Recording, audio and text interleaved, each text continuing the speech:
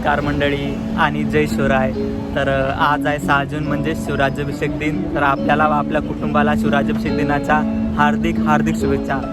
तर आज मी चाललो आहे टोक्योमध्ये, जिथे महाराजांचा पुतळा आहे, तिथे महाराजांना अभिवादन करण्यासाठी. भारताचे पहिले जपानमध्ये निवडणूक जिंकणारे आणि भारतीय वंशाचे पहिले इथले लोकप्रतिनिधी म्हणजेच योगेंद्र पुराणिक यांच्या घरी. तर मी आणि माझा मित्र आदर्श,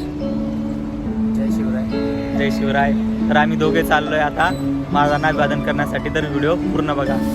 तर मित्रांनो, आम्ही पोहोचलो कासाई स्टेशनला. कासाई स्टेशनच्या आसपासच्या एरियामध्ये भरपूर सारे भारतीय राहतात आणि प्रामुख्याने मराठी माणसे सुद्धा इथे खूप राहतात. तर इथेच त्यांचं घर आहे, ज्यांच्या घरी महाराजांचा पुतळा आहे, ते म्हणजे माननीय योगेंद्र पुराणिक सर यांच्या घरी आपण जाणार आहोत. समोर गेल्यानंतर दिसले 2 मुलं एका मोठ्या काचासमोर डान्स करत होते. नंतर मी सुद्धा मला आरशात बघितले, कारण काय आल्यानंतर पहिल्यांदा मी कुर्ता घातला होता. आणि नंतर समोर आहे स्टेशनच्या समोरील व्ह्यू. खूप अप्रतिम असा हा व्ह्यू आहे. व्हिडिओ खूप मोठा होत होता, त्यामुळे 2 भागामध्ये डिवाइड केलेला आहे. तर हा आहे पहिला भाग आणि दुसरा भाग लवकरच येईल. A few moments later. तर मित्रांनो, हे आलेलं आहे त्यांचं घर आणि दुरूनच तुम्ही महाराजांचा पुतळा जो आहे तो बघू शकता. खूप सुखद अनुभव आहे. हा झेंडा पण लावलेला आहे. तर मी फर्स्ट टाइम येतो इथे. त्यांचं घर आणि मेन म्हणजे त्यांचं रेस्टॉरंट सुद्धा आहे. हजारो किलोमीटर दूर उगवत्या सूर्याच्या देशात जपानच्या टोक्यो शहरात आजही घुमतो एक जयघोष, जय भवानी जय शिवाजी. स्वराज्याचे संस्थापक, शौर्य, न्याय आणि दूरदृष्टीचे प्रतीक छत्रपती शिवाजी महाराजांचा भव्य पुतळा आता जपानच्या भूमीवर दिमाखात उभा आहे. एदोगावा येथील इंडिया कल्चर सेंटरमध्ये उभारण्यात आलेला हा पुतळा केवळ धातूचा पुतळा नाही, तर तो आहे प्रत्येक मराठी माणसाच्या अभिमानाचा साक्षीदार. घोड्यावर स्वार असलेली महाराजांची तेजस्वी मुद्रा, हातात तलवार आणि चेहऱ्यावर स्वराज्याच्या रक्षणाची दृढता, हे दृश्य पाहताच अंगावर शहारे आल्याशिवाय राहत नाहीत. या पुतळ्याच्या स्थापनेसाठी महाराष्ट्रातील रायगड, शिवनेरी, प्रतापगड, राजगड आणि इतर ऐतिहासिक किल्ल्यांमधील माती आणि पाणी जपानमध्ये आणण्यात आले. हा केवळ पुतळा नव्हता, तर स्वराज्याच्या भूमीशी जोडलेले एक भावनिक सेतू होता. 8 मार्च 2025 रोजी या पुतळ्याचे अनावरण करण्यात आले. हजारो किलोमीटर दूर असलेल्या जपानमध्ये मराठी मनांचा उत्साह आणि महाराजांविषयीची निष्ठा पुन्हा एकदा जगासमोर आली. छत्रपती शिवाजी महाराजांनी शिकवलेला संदेश आजही तितकाच जिवंत आहे. अन्यायाविरुद्ध उभे राहा, स्त्रियांचा सन्मान करा, सर्व धर्म समभाव जपा आणि स्वाभिमानाने जगा. आज टोक्योमध्ये असलेला हा पुतळा प्रत्येक भारतीयाला सांगतो, अंतर कितीही असो, मातृभूमीवरील प्रेम आणि महाराजांविषयीचा आदर कधीच कमी होत नाही. जपानच्या भूमीवरून छत्रपती शिवाजी महाराजांना मानाचा मुजरा. जय भवानी जय शिवाजी. नमस्कार.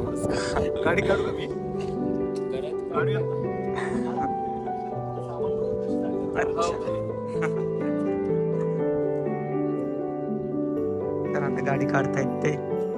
शिवाजी महाराजांचा हा पुतळा आहे, तो आपण गेल्या वर्षी 2025 साली मार्चमध्ये आपण त्याची इथे स्थापना केली आणि भारतामधला आपण हा पुतळा इथे घेऊन आलो.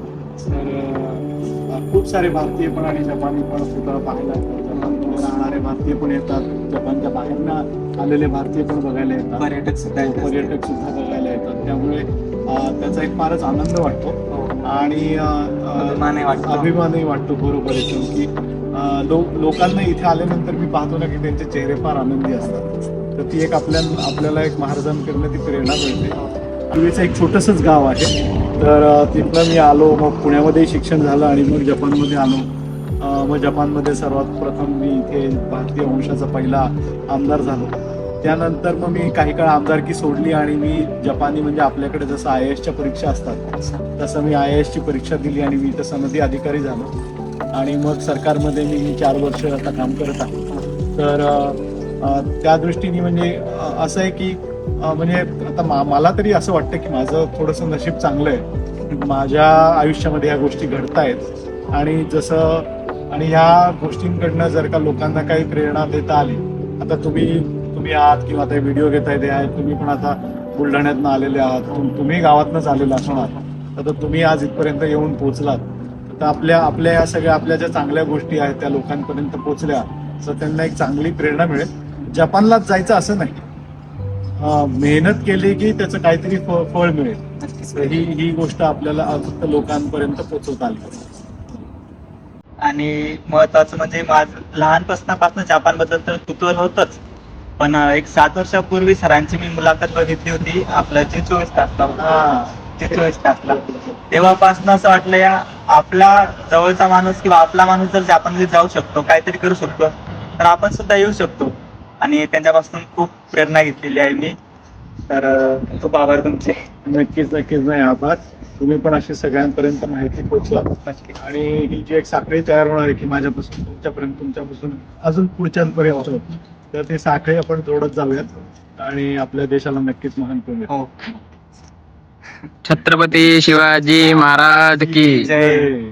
जय भवानी, जय शिवाजी. जय भवानी. जय शिवाजी. इथे रेस्टॉरंट सुद्धा आहे त्यांचं. आणि सर रेस्टॉरंट बद्दल थोडं सांगा आम्हाला, म्हणजे रेस्टॉरंट बद्दल कशी कल्पना सुचली? काय असं झालं की आमची आई सारखी आणि 2012 साली आमची आई आली होती आणि मी आणि आई आम्ही मुंबई आजारी पडलो आणि माझा मुलगा होता त्यावेळेला त्याला आम्ही पैसे द्यायचो आणि त्याला म्हणायचो आणि बटर चिकन. आई असं आम्ही 2 दिवस झोपलो होतो आणि आई म्हणली की अरे हा रोज बटर चिकन घेऊन येतो, अजून काही चांगलं असं हेल्दी असं काही खायला मिळत नाही का? म्हटलं नाही काही असे काही रेस्टॉरंट नाही तिथे असे चांगलं घरगुती जेवणाचे साधे मराठी जेवण मिळतच नाही. मराठी तर नाहीच, नाहीच. पण घरगुती काहीच नाही ते कोणतंही असू द्या. तर मग आई म्हणली अरे पण मग जेव्हा दुसरी लोक आजारी पडतात तेव्हा ते काय करत असतील ना, आजारी पडलं तर आपल्याला असं साधं जेवायचं, सात्विक जेवण. ते आपण ते बटर आणि ऑइली तर ते सगळं नाही खाऊ शकत किंवा नान वगैरे नाही, माहिती नाही का काही आजारी पडतील. मग असं आम्ही झोपल्यावर आई म्हणते अरे मग आपणच करायचं का सुरू. आणि मग ते चक्र फिरलं तर आम्ही आजारी पडलो होतो आम्ही ऑगस्टमध्ये. आणि मग लगेच मग मी कंपनीची स्थापना केली. ऑक्टोबरमध्ये कंपनीची स्थापना झाली आणि मग लगेच डिसेंबरमध्ये दुकान भाड्यावर रिनोव्हेट करून 2013 सालच्या 26 जानेवारीला आपण रेस्टॉरंट सुरू केला. आम्ही पण देशभक्त आहोत. दोन्ही वेळेला मी रेस्टॉरंट सुरू केलं ते 26 जानेवारीला. 2 रेस्टॉरंट आहेत, 2 ब्रांच आहे, एक इथे आणि एक निशिक असेल. तर असं करून मग आमचं म्हणजे हेच ध्येय की जे आपण घरात खातो, जे आई तिच्यापर्यंत तशी आपण सगळ्यांपर्यंत पोहोचवायचं. आम्ही रेस्टॉरंट सुरू केलं तेव्हा सुरुवातीला तर 2 महिने पण मग 2 महिन्यानंतर मग ते पहिले एका जपानीने आमच्याबद्दल रिव्ह्यू लिहिला आणि मग त्याच्यानंतर जो कस्टमरचा पाऊस पडला आणि इतके टीव्ही आले आमच्याकडे, म्हणजे आजपर्यंत गेल्या 10 वर्ष, आता 15 वर्ष, 13 वर्ष झाली दुकानाला. 100 पेक्षा तर जास्त वेळा टीव्ही मध्ये आम्ही आलोय. जपानचं कोणतंच असं मेन मॅगझिन नाही की ज्याच्यामध्ये आम्ही नाही आलो. आमच्या दुकानावर खास कार्टून बनले तर आणि टीव्ही मध्ये तर म्हणजे इतक्या वेळा झालंच आहे, त्यामुळे त्याच्यामध्ये शेवटी नशिबाने जरा साथ दिली. पण एका वेळेला असंही झालं की सुरुवातीला जेव्हा 2 महिने कस्टमर आले तेव्हा आई आमच्या दुकानात अजून एक स्टाफ लागले की सर तुम्ही नाम देते.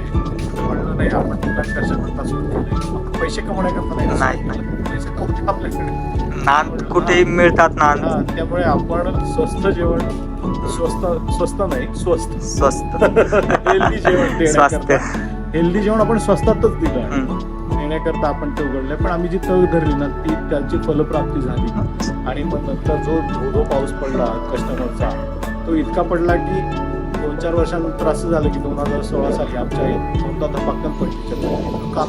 मग शेवटी मग आम्ही आईचं रेस्टॉरंट या ठिकाणी हलवलं आणि दुसरं जे मूळचं जे पहिलं ठिकाण होतं तिथं आता दुसरं रेस्टॉरंट आहे, तिथं मग सगळे स्टाफ होतो काम.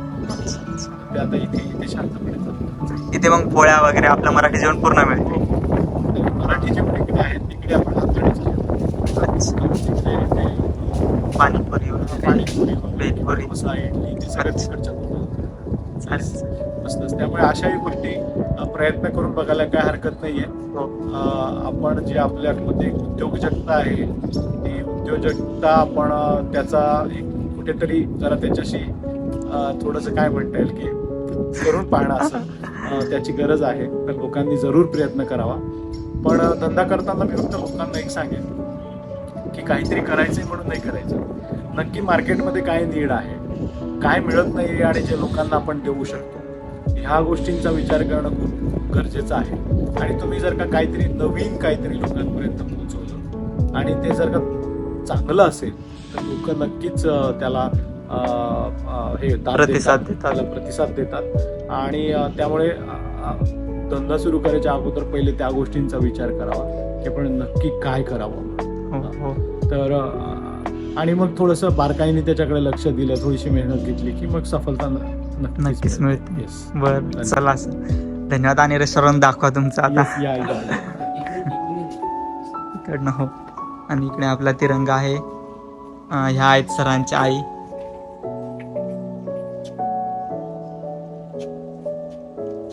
एदोगावा इंडिया कल्चर सेंटर अकॅडमी.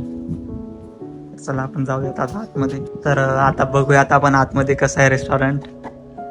आमचं हे छोटस थोडस टुमकदार असं म्हणतात का, छोटस हो. रेस्टॉरंट आहे. तर आतमध्ये साधारण 20 लोकांना बसायची जागा आणि बाहेर पण 7-8 लोक बसू शकतात. म्हणजे असं कुत्रे मांजराला घेऊन येतात किंवा ज्यांना सिगरेट पिक्ची असते हो, ते बाहेर बसतात. ते बाहेर बसतात. आणि आपण इथं थोडस मसाल्यांचे बाटल्या सगळे सजवून ठेवले आणि माहिती पुस्तकही बनवलंय की कोणता मसाला कसं शरीराकरता काय कसा चांगला आहे म्हणून ते वगैरे. जॅपनीज मध्ये. हा, ते जपानी जपानी लोकांना. अच्छा. सोनीमध्ये ठेवलंय. आणि वर तुम्हाला काही पदार्थ बघता हो. येतील. तर एकदम ती जी पलीकडची थाळी आहे ती सात्विक थाळी आहे. म्हणजे टोटल एकदम योगाच्या ह्याच्यावर बनवलेली ती थाळी आपल्या पूर्ण ह्याच्याप्रमाणे. मग इथे मध्ये मँगो मस्तानी आहे, मग पुरणपोळी आहे. आणि मग ही मोठी थाळी आहे आमची. त्याच्यामध्ये मध्ये आपण बिर्याणी बनवली आहे, पण लोकांना हवा असेल तर मसाले भात मसाले भात देतो. व्हेजिटेरियन. आणि मग एक व्हेज भाजी, एक उसळ, एक चिकनची भाजी, एक मासे, असं पण आपण लोकांना कॉम्बिनेशन देतो. त्यामुळे पण आपण व्हेज भांडी आणि नॉन व्हेज भांडी टोटल वेगवेगळे टोटल एकदम वेगळी ठेवतो. आणि मग लोकांना वेगवेगळी माहिती म्हणून आपण त्यांना फाईल देतो. मग लोक बसत असतात. आपलं मग फाईल मध्ये कशाबद्दल माहिती असते? आपलं भारताबद्दल की इथल्या मॅच? भारताबद्दल. अच्छा. आता हा आमचा मेन्यू आहे.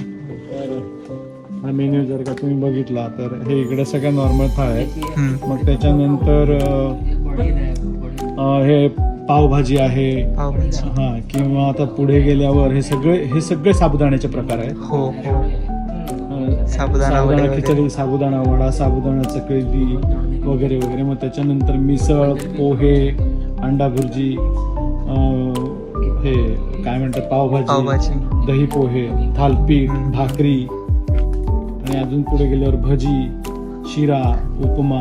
अस्सल मराठी जेवण मिळते. सगळं जेवण आहे. वडा आहे. हा, तर असं सगळ्या गोष्टी अशा बऱ्याच जे काही आम्हाला जमतील ते आम्ही ठेवण्याचा प्रयत्न केला. नाही, नक्कीच आमच्या सारख्या विद्यार्थ्यांसाठी म्हणजे काय म्हणता येईल त्याला, मेजवानीच आहे. घरचं जेवण जेवल्यासारखं. तर हे रेस्टॉरंट यांचं. तिकडे जर असं ते सामान विकायला ठेवलंय. म्हणजे अच्छा. काही लोक आले इथे की त्यांना मग अरे ही बिर्याणी फार मस्त बनवली, मग थोडासा तांदूळ घेऊन जाऊयात का, मग थोडेसे मसाले घेऊन जाऊयात का, असं लोक असतात. म्हणजे जपानी. हा, जपानी लोक. भारतीय पण घेऊन जातात काय काय, कारण की ग्रॉसरीची दुकान सगळीकडे नाही आहेत ना. नाही. त्यामुळे मग आता इथे आल्यानंतर परत तिकडे लांबच्या दुकानात कोण जाणार, असं कधी कधी थोडं घेऊन जातात. आम्ही पण असं काही खूप मोठं नाही विकायचं. काही थोड्या गोष्टी ज्या लोकांना नेहमी ज्यांना ते घेतात तेवढ्याच गोष्टी ठेवल्या. ग्रॉसरीवाल्यांची कॉम्पिटिशन नाही. चांगले.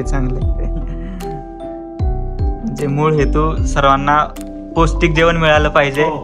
व्यवस्थित तो आहे. अच्छा, खूप छान वाटलं.